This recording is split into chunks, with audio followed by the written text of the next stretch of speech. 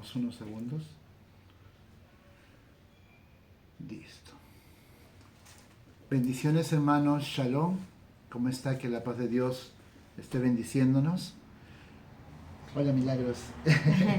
Buenos días, hermanos, que el Señor les bendiga en esta mañana.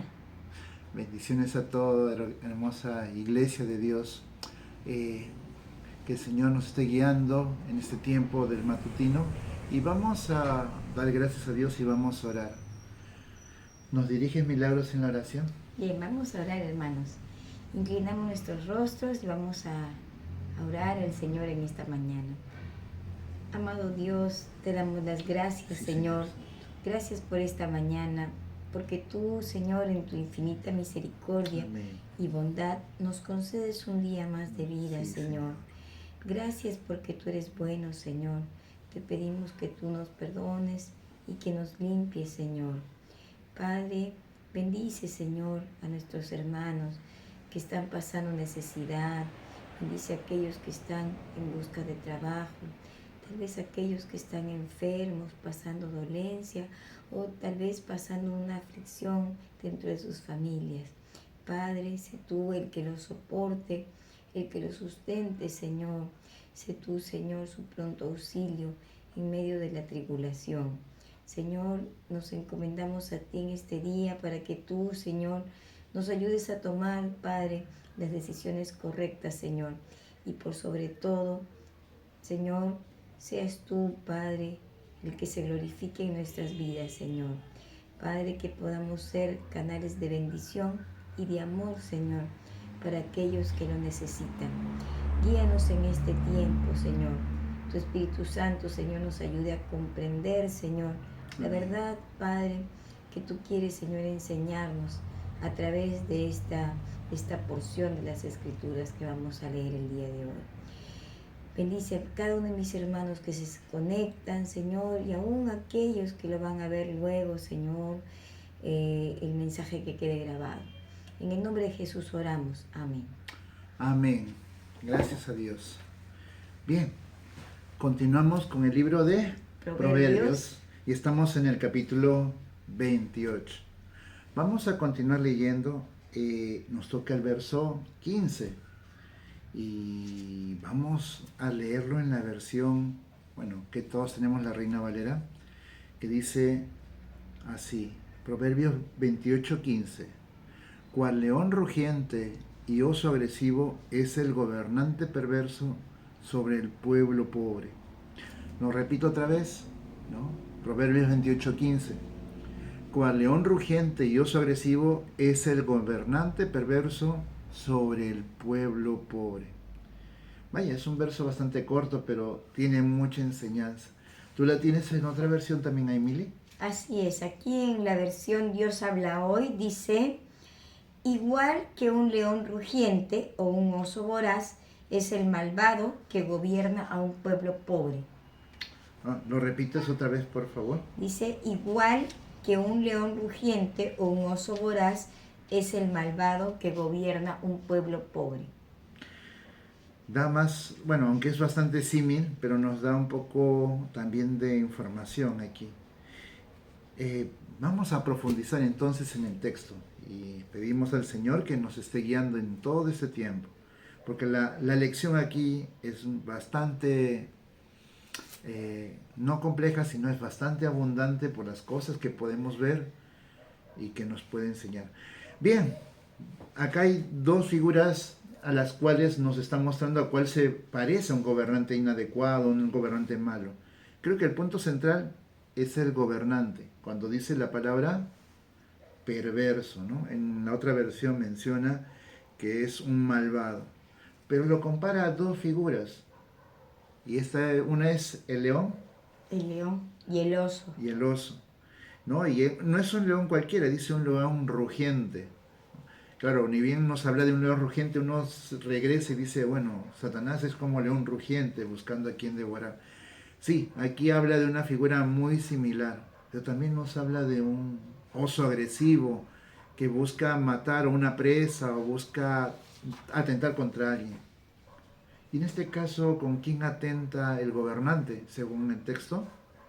dice sobre el pueblo pobre, ¿no? Ya desde ya se está viendo la consecuencia del gobernante malvado. Siempre un gobernante malvado va a tener un pueblo pobre.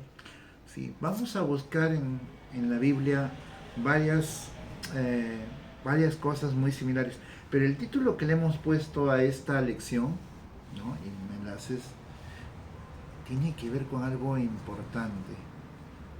Se llama el síndrome de Ibris, perdón, el síndrome de Ibris y nuestros gobernantes. Así es el título de la lección. ¿Y por qué el síndrome Ibris? Mili, ayúdame un poquito con ese término que tiene que ver bastante con conceptos de la persona, ¿no? Así es, el síndrome de Ibris, ¿no? Es un concepto griego que significa desmesura. La desmesura es lo opuesto a la sobriedad y a la moderación, ¿no? Es aquel gobernante, ¿no? Es aquella persona que alude a un ego desmedido, ¿no? Una sensación de omnipotencia, el deseo de querer transgredir, ¿no? Sobrepasar los límites, ¿no? Dentro de la mitología griega se aplicaba a las víctimas que eran víctimas de su propia soberbia y de las personas, ¿no? Que ellos mismos se creían y actuaban como dioses, ¿no? En definitiva, ¿no? El síndrome de Ibris es aquella persona o aquel gobernante que nos estamos refiriendo, ¿no? Que es soberbio, que es arrogante, que es prepotente y que se cree omnipotente y poderoso, ¿no? O sea, ellos mismos se creen dioses. Para ellos no existe Dios. O sea, ellos tienen una autoridad como divina ante las cosas. Vemos ahí una actitud bastante compleja y esto demarca muchas personas que hemos visto en la Biblia. Y no solamente en la Biblia, sino en la actualidad también. Pero vamos paso por paso. Vamos a ver algunas lecciones de estos personajes con este síndrome. Nos acompañan por favor a Daniel, al libro de Daniel 4:30. Sí, es exacto. Daniel 4:30 y vamos a hablar de un gobernante que bastante conocido, ¿no? En este caso es el rey Nabucodonosor, ¿no? Y esto lo vemos como rey de un pueblo bastante grande. Para ponernos en contexto, Nabucodonosor fue rey de Babilonia, el primer imperio más grande que menciona la Biblia, y tenía muchas regiones a las cuales él había conquistado. Y en su conquista lo que hacía era no solamente llevarse todas las ganancias o los tesoros, sino que se llevaba a los más sabios, a los reyes, los llevaba cautivos a veces con grilletes, con sogas, y al pueblo los dejaba en bastante mortandad. Por eso hay salmos y libros escritos acerca del tiempo que estuvo el pueblo en Babilonia, ¿no? Donde el pueblo sufría. Ese es un contexto rápido. Así es, ¿no? Pero ¿qué pensaba Nabucodonosor de él mismo? Vamos a leer acá en Daniel capítulo 4, verso 30, ¿no? Dice que el rey un día, paseando por las terrazas de su palacio de Babilonia, estamos hablando del rey Nabucodonosor, dijo: miren, qué grande es Babilonia. Yo con mi gran poder la edifiqué como capital de mi reino para dejar muestras de mi grandeza, ¿no? Él hacía las cosas para dejar muestras de su grandeza y él mismo se alababa a sí mismo y veía que él había hecho, que él había construido esta Babilonia tan grande, ¿no? Él se creía todopoderoso y confiaba en sí mismo, ¿no? Pero después vemos también cómo fue la caída del rey Nabucodonosor, ¿no? Este rey que se creía que nada lo podía destruir, ¿qué es lo que hace Dios con él, no? Vemos ahí luego en el capítulo 7, Daniel 7, versos, está ahí que se ve el juicio de Dios, ¿no? En todo el capítulo 7 nos enseña, ¿no? Que está el juicio de Dios, ¿no? Cómo Dios a este rey, para humillarlo, hace que se convierta en una bestia, ¿no? Sí. Dice que él, al creerse sumamente grande y maravilloso, él comienza a tener una decadencia y ahí le comienzan a crecer las uñas, ¿no? Él comienza a vivir como los animales y es un castigo ante su orgullo, ante su soberbia. Y él, luego cuando entra en razón, dice que él comienza a ver arriba en los cielos y Dios quita, digamos, ese castigo. Y él vuelve otra vez a gobernar. Pero es importante cómo Dios castiga a este gran rey por la soberbia que tenía, ¿no? Así es. Pero también algo importante que menciona, él tiene un sueño de grandes gobiernos que hubo.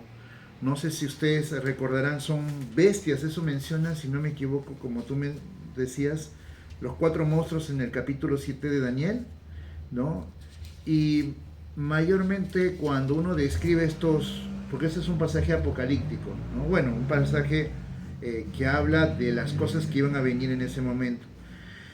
Y habla de 4 grandes gobiernos, pero le ponen un símil como feroces bestias. Entre ellos aparece un oso, ¿no? Un león, otros animales que son, que realmente los monstruos, bueno, lo dice monstruos aquí en la Biblia, en la versión que yo tengo. Y que ellos iban a gobernar gran parte.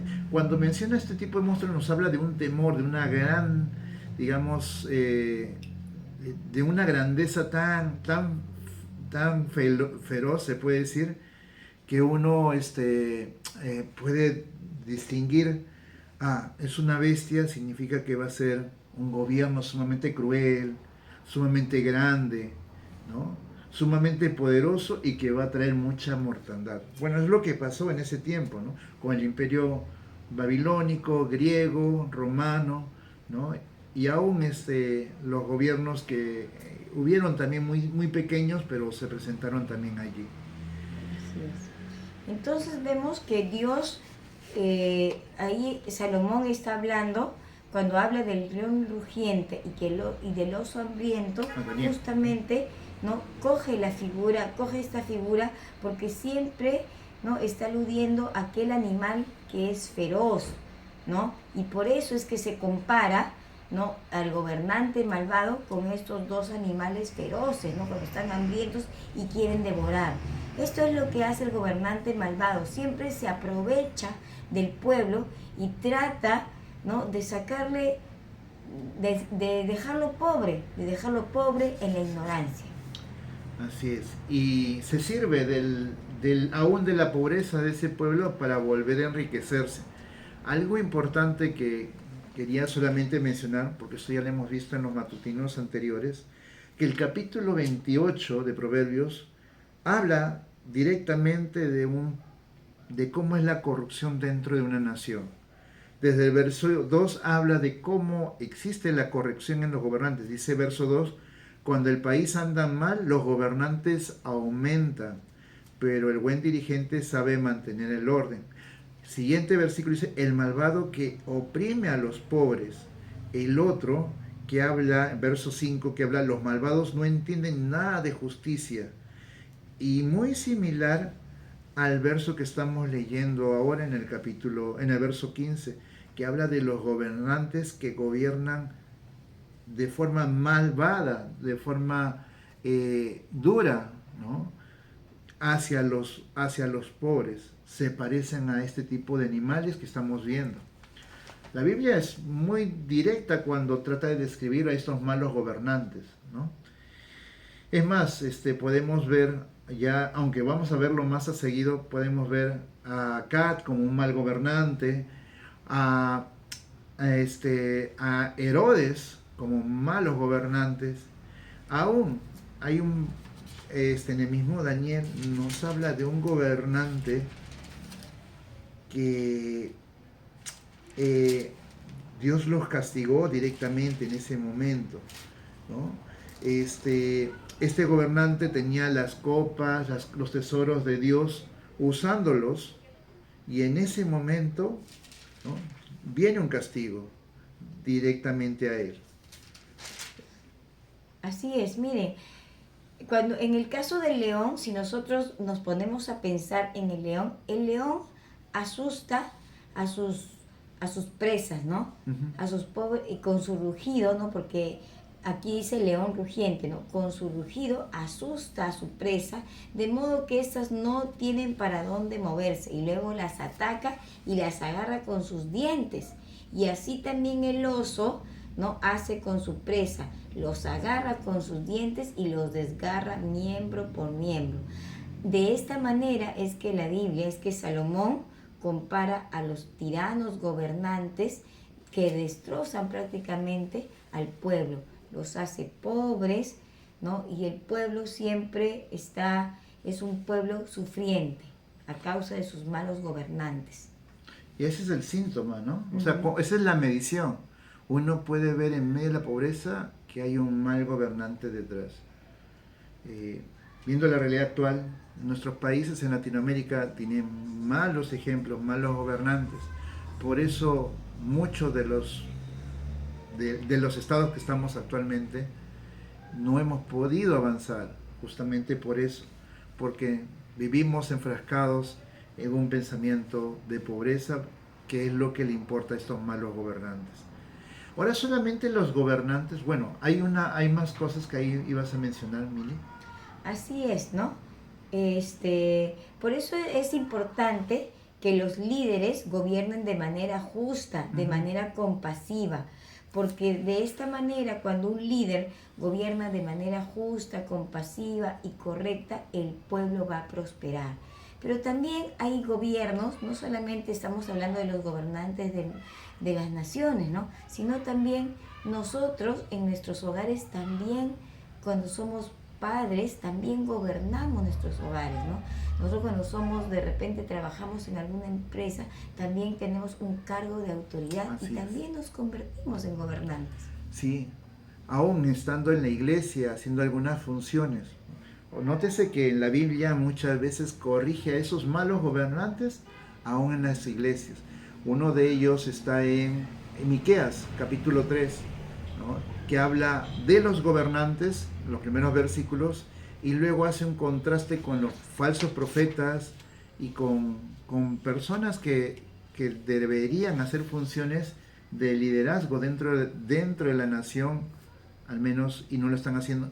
Aún cuando nos habla de Malaquías, directamente habla de los sacerdotes, habla del pecado de cada uno, porque ellos están omitiendo una función que al final estos gobernantes o estos líderes tienen que dar cuentas a Dios.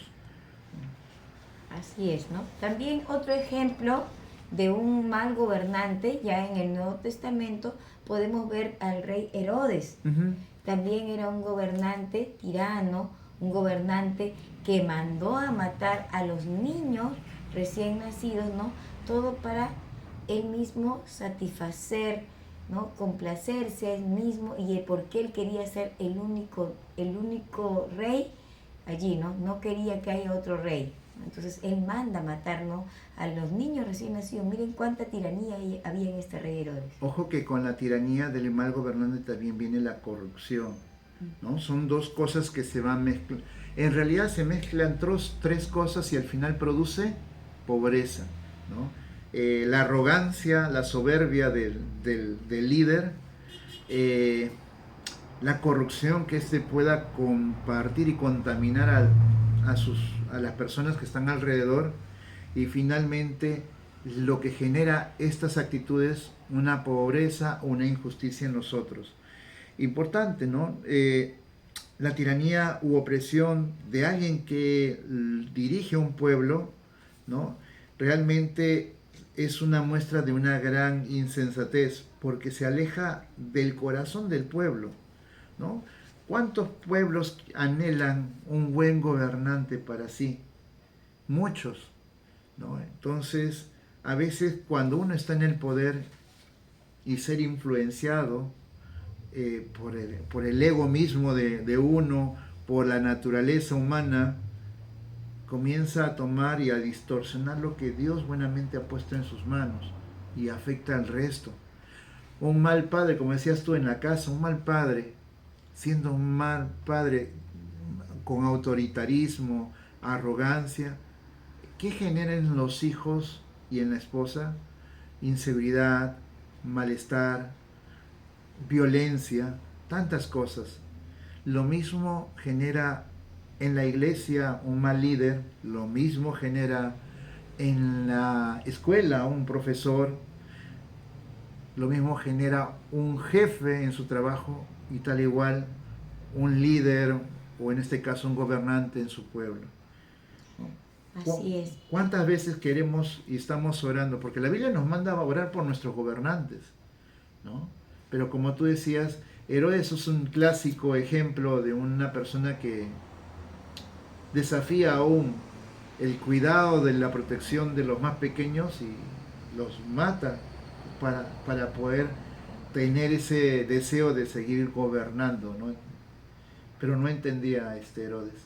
Así, y nosotros ahora que somos un pueblo que vivimos, bueno, en una democracia, entre comillas, tenemos esa facultad de poder elegir a nuestros gobernantes, ¿no? Entonces, cada vez que también vayamos a elegir a nuestros gobernantes, tenemos que hacerlo con ese cuidado, ¿no? De saber cuál es el que es más adecuado para que esté al frente de nuestra nación, ¿no? De los gobiernos regionales, de los gobiernos locales, ¿no?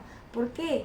Porque el hombre ve de una manera, ¿no? Si regresamos un poquito nuevamente a Daniel, ¿no? Acuérdense que el rey Nabucodonosor tuvo un sueño y soñó con esa estatua, ¿no? Y cada una de sus partes era un gobierno, pero él lo veía, ¿no? Como que, eran gobiernos, ¿no? Que impactaban, que impresionaban, ¿no? Pero sin embargo, después justo en el capítulo 7, ¿no? De Daniel, se menciona cómo Daniel tiene un sueño similar, ¿no? Pero ahí ya no se menciona la estatua, no se menciona cómo se levanta y que de repente impacta, ¿no? Sino que Daniel tiene el sueño con estas bestias, ¿no? Como la óptica de Dios, ¿no? De repente lo que el hombre ve un gobernante que impresiona, ¿no? Para Dios son bestias, porque Dios sabe el fin de estos gobernantes, ¿no? Tiranos que se aprovechan, que el fin para las personas que viven en ese lugar va a ser de pobreza, va a ser de dolor, de sufrimiento. Amén. Pero ¿qué debemos hacer nosotros los creyentes? Bueno, como tú dices, debemos orar por los gobernantes. La Biblia nos menciona en 1 Timoteo 2:2, se debe orar por los que gobiernan y por todas las autoridades que están delante de nosotros, ¿no? Para poder vivir nosotros una vida tranquila, pacífica, con piedad y dignidad, nos dice la Biblia. Y nos manda a orar por esos gobernantes. Pero también nos desafía a hacer algo, ¿no? Nosotros somos luz en medio de esas tinieblas, porque hay primera de Pedro, capítulo 2, nos habla de que dice, por causa del Señor, sométase cada uno a su autoridad, ¿no? Y acá menciona al emperador. Cuando me pongo a pensar, en ese momento estaba rigiendo un imperio romano y había un emperador que era cruel, ¿no? En el momento que Pedro escribe, como a los gobernantes que él envía para castigar a los malhechores y honrar a los que hacen bien. Porque Dios quiere que ustedes hagan el bien, para que los ignorantes y los tontos no tengan nada que decir en contra de ustedes. Pórtense como personas libres, aunque sin usar su libertad como pretexto. Pero acá directamente ya nos habla que nosotros tenemos que someternos a esas autoridades, pero también tenemos que vivir de una manera como el Señor nos ha llamado, en libertad, en luz, ¿no? No convirtiéndonos nosotros al actuar de estos líderes. Por el contrario, buscando que estos también puedan ser convertidos y convencidos de que Dios es el que les ha puesto ahí en ese lugar. Así es, ¿no? En medio de esta sociedad en que vivimos, ¿no? Porque tenemos gobernantes muchas veces que son injustos, que no hacen lo correcto, nosotros tenemos que hacer lo correcto e ir contra la corriente, ¿no? Segunda de Pedro, capítulo 1, desde el verso 3, ¿no? Nos habla de las cualidades del cristiano. Dice que nosotros, como que Dios, por su poder, nos ha concedido todo lo que necesitamos para tener una vida correcta y de devoción, ¿no? Al hacernos conocer, ¿no?, a quien nos llamó, ¿no? Y dice que nuestras obras deben ser, nosotros debemos de escapar de la corrupción, dice, de aquellos malos deseos que han traído al mundo. Debemos esforzarnos, ¿no?, por tener siempre una buena conducta, ¿no? Y debemos esforzarnos por vivir en afecto y amor fraternal. Amén. Recuerdo en este momento cuando Jesús estuvo delante de Pilatos y Pilatos le dice, yo tengo autoridad, ¿no sabes que yo tengo autoridad? Y Jesús le responde en Juan 19:11, dice, ninguna autoridad tendrías sobre mí si no te hubiera sido dado de arriba.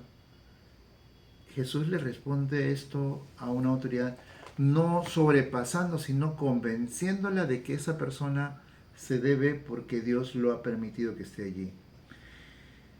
Importante, hermanos, tenemos que orar por las autoridades, pero también buscar que dentro del pueblo también del Señor puedan salir buenos líderes, líderes que puedan cambiar el rumbo del país, porque a veces uno piensa, está esperando que el inconverso sea un buen líder y dirija un país, pero Dios quiere que sus hijos también puedan liderar.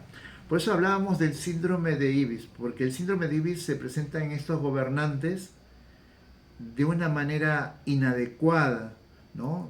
Donde la persona actúa de forma prepotente. Sabemos que el creyente, si es un buen siervo de Dios y está en autoridad, va a buscar de manera justa y compasiva hacer bien al pueblo, a los necesitados. No va a buscar robarle al robar al pueblo, sino va a buscar que el pueblo pueda salir de esa pobreza espiritual, pobreza a veces social, pobreza que a veces a uno lo aparta de muchas cosas. Pero Dios puede hacer eso. Lo hizo cuando Saúl tuvo este síndrome y finalmente Dios levantó otro siervo conforme a su corazón, que era David. ¿Y cómo no lo puede hacer también en estos tiempos con Perú, no? Así es, pero nosotros tenemos también que cuidarnos, ¿no?, que cuidarnos de este síndrome de Ibris, ¿no? Porque seguramente muchos de nosotros también ejercemos autoridad en nuestras familias, de repente en el trabajo donde estoy o en nuestra propia congregación. También de alguna manera somos gobernantes porque ejercemos alguna autoridad. Entonces, como pueblo de Dios, tenemos que cuidarnos de no ser este tipo de gobernantes tiranos, ¿no?, malvados, que sean arrogantes, ¿no? Cuidémonos de no caer en esa arrogancia, porque también, ¿no?, nosotros también podríamos caer en eso, ¿no? Sino cada día presentarnos con humildad delante del Señor, para que en el lugar donde Él me haya puesto, ya sea, ¿no?, enfrente de mi hogar, ¿no?, una posición del siervo líder de repente en la iglesia, o un jefe dentro de mi trabajo, donde laboro, ¿no?, siempre presentarnos con una actitud de humildad y de agrado al Señor. Linda lección, y hay muchas cosas que por qué decir aquí, pero nos dejamos con esta parte. Uno, cuidémonos de esta actitud. El Señor nos llama a ser humildes, como Él es manso y humilde de corazón, dice su palabra. Ese es el corazón que debe haber en nosotros. Si usted está en algún lugar de liderazgo o en casa, en algún lugar, Dios nos pide que actuemos de manera justa y compasiva con los demás, no viendo su beneficio propio, sino el del resto. Y tercero, que también nos menciona, tenemos que orar por nuestros gobernantes, para que algunos para que Dios pueda tocar sus corazones y ellos puedan venir y también buscar y entender que Dios, reconocer que Dios es el que les puso allí y todos somos realmente instrumentos de Él, ¿no? Dios nos permite estar aquí un día y mañana en otro lado, porque Dios tiene el control de todas las cosas. Y hermano, así como decía Mili, cuidemos aquella porción que nos ha permitido el Señor estar dentro de la iglesia y atender. Si estamos como siervo líder, atendamos a aquella persona que está en necesidad muchas veces. Si usted está en una casa de pastoreo, también fíjese en aquellas personas que son nuevas y requieren apoyo y atención. No las sometamos ni buscamos manipular alguna cosa o buscar de ellos algo. Ellos son igual que nosotros. Todos somos hijos de Dios comprados por la misma sangre. Entonces, actuemos con esa humildad, ¿no? Vamos a orar también por cada uno de los líderes para que Dios nos guarde y nos ponga anclas y algo en caso que nuestra arrogancia comience a volar o padezcamos de este síndrome y Dios nos revele. El hijo pródigo tuvo una arrogancia cuando se alejó y pidió su herencia y se gastó todo. Y Dios permitió que él entrara en razón, ¿no? En su pobreza, en su necesidad. A veces necesitamos estar en ciertos momentos difíciles para que Dios nos haga entender más de lo que Él quiere. Dios Padre Santo, guíanos en este tiempo, Padre. Gracias por tu palabra es verdad. En ella, Señor, está tu verdad. Gracias porque ella se revela, Padre, a nosotros por sí misma. Y en ella creemos, Padre. Gracias, Padre, porque tu palabra contiene no solamente verdades de los tiempos que pasaron, sino verdades actuales, en las cuales nos confronta, Padre, con nuestra actitud, con nuestra vida, de cómo actuamos, de cómo vivimos, de cómo hacemos las cosas. Padre, perdona, Señor, en nuestros corazones esas actitudes prepotentes o arrogantes o egoístas que en algún momento lo hemos hecho, Padre. Padre, perdónanos porque nosotros solamente somos siervos y consiervos con nuestros hermanos y, Padre, prójimos de otros, somos iguales. Padre, perdónanos por en algún momento ensoberbecernos y creernos más que otros, Señor. Somos, Señor, como diría tu palabra, gusanos de Dios, somos utensilios, somos vasos de barro, hechos solamente, Padre, del polvo en el cual tú nos acogiste y nos formas en tus manos benditas. Padre, perdónanos, Señor, y ayúdanos a poder seguir de una manera humilde y compasiva en la atención de aquellos que necesitan, Señor, de ti. Te rogamos también por nuestros gobernantes, por nuestros líderes, por nuestros pastores, por nuestros ministros, por nuestro presidente, Señor, por cada una persona que esté en autoridad nuestra, por nuestros jefes en el trabajo.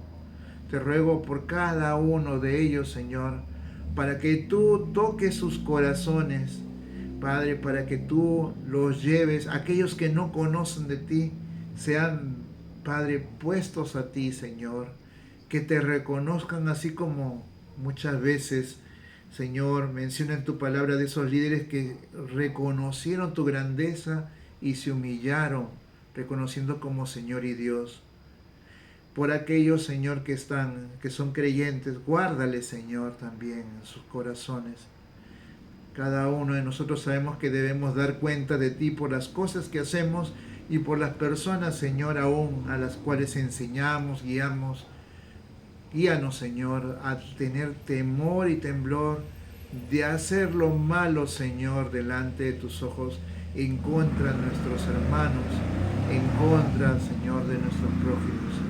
porque tú lo ves todo, Señor, y tú conoces nuestro corazón. Límpianos, Padre.